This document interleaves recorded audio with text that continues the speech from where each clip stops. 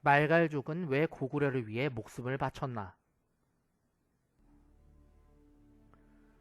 수와 당과 고구려의 전쟁 기록을 보면 유독 말갈족 전사들이 눈에 띈다. 고구려군으로 참전한 이들은 어찌나 용맹했던지. 중국 역사서에서는 동쪽 오랑캐 중 최강이라는 표현까지 할 정도다. 특히 당태종이 직접 군사를 이끌고 온 645년의 침략전쟁에서 말갈족 병사들이 눈부신 활약을 보이자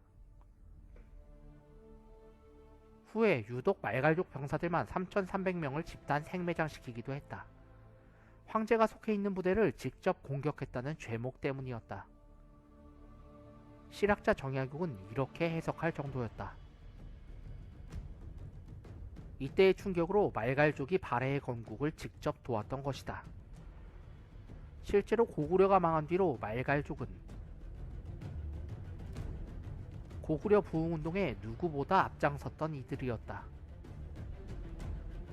고구려가 망한 지 9년 뒤에 고구려의 옛 땅에 남아있던 유민들의 저항이 드세지자 당나라는 인질로 끌고 갔던 보장왕을 다시 고구려의 옛 영토인 안동 도부에 보내서 그를 통해 유민들을 통치하고자 했으니 말이다. 보장왕, 헤헤. 그러나 보장왕은 당나라의 의도와 달리 송말 말갈족과 내통하여 고구려의 복국을 도모했다.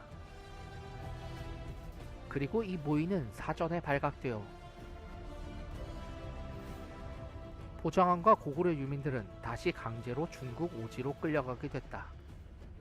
그러던 중 696년 요서지방의 영주에 끌려가 있던 고구려 유민들과 말갈족이 중국에서 내란이 일어나자 혼란을 틈타 집단 탈출하여 고구려의 옛 땅인 지금의 길림성 연변 부근에 발해를 세우게 되는 것이다. 이때 대조연과 그의 아버지인 걸걸중상 그리고 말갈족의 추장 걸사비우가 이들을 이끌었다. 이후 발해는 일본에 보낸 국서에서 자신들을 고구려를 계승한 후계국으로 표현했다. 그렇다면 지금까지의 내용은 좀 이상하지 않은가? 왜 말갈족이 고구려를 부흥시키려고 했단 말인가? 흔히 우리가 알고 있는 말갈족은 우리 민족과는 전혀 상관없는, 언어도 다르고 문화 풍습도 전혀 다른 여진족과 만주족의 선조가 아니었나? 사실 그렇다. 만주족은 우리 민족과는 엄연히 다르다. 그런데 왜 그들은 한사코 고구려의 부흥을 꾀하고 또 새로 나라를 세웠음에도 고구려의 후계자임을 자처했던 것일까? 실로 궁금하지 않을 수 없는 부분이다. 말갈족의 족보. 삼국사기에 보면 고구려 백제, 신라가 생겨날 때부터 말갈족들은 한반도 곳곳을 휘젓고 다니고 있다. 1세기경에 백제를 치더니 2세기경에는 신라를 치고 3세기에는 다시 백제를 친다. 엥? 이게 가능하단 말인가? 말갈의 지리적 위치나 출현 시기를 생각해보면 너무도 황당스럽기 그지없는 일인데 실제로 중국 사서에 나오는 말갈이란 명칭은 563년에 처음 나오기 때문이다. 따라서 삼국사기 초반에 나오는 말갈은 그 말갈이 아니다. 흔히 가짜 말갈이라고 해서 위말갈이라고 하는데 학계에서는 동해를 가리키는 것으로 보고 있다. 그러나 6세기 이후 등장하는 말갈은 이른바 진짜 말갈이라고 해서 진말갈이라고 부른다. 이들이 거주하던 곳은 강원도 산골짜기가 아니라 백두산과 송화강, 흑룡강, 연해주의 산림지대였다. 유목민은 아니었다. 우리는 흔히 말갈족, 여진족을 유목민으로 생각하지만 그보다 이들은 농경민족에 가까웠다. 정확히 말하자면 수렵 농경민족이었다.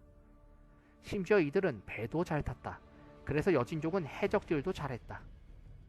그런데 많은 사람들이 유목민족인 거란족이나 선비족과 착각하는 것 같다. 유목민족은 만주 지역 서쪽의 건조한 스텟 지역에 살았고 이들은 발달된 문명을 가지고 있었지만 만주 동쪽은 숲이 무성한 타이가 침엽수림 지역으로 이곳에 살던 삼림족들은 중세 이전까지는 상당히 낙후되게 살아왔었다. 말갈족은 바로 만주 동쪽에 살던 이 산림민족으로 중세 이전까지는 그다지 두각을 나타내던 부족이 아니었다. 일반적인 이들의 계보는 이렇다. 상고시대 숙신, 5세기까지의 음루, 6세기까지의 물길, 12세기까지 말갈, 16세기까지의 여진, 오늘날의 만주족을 뜻한다.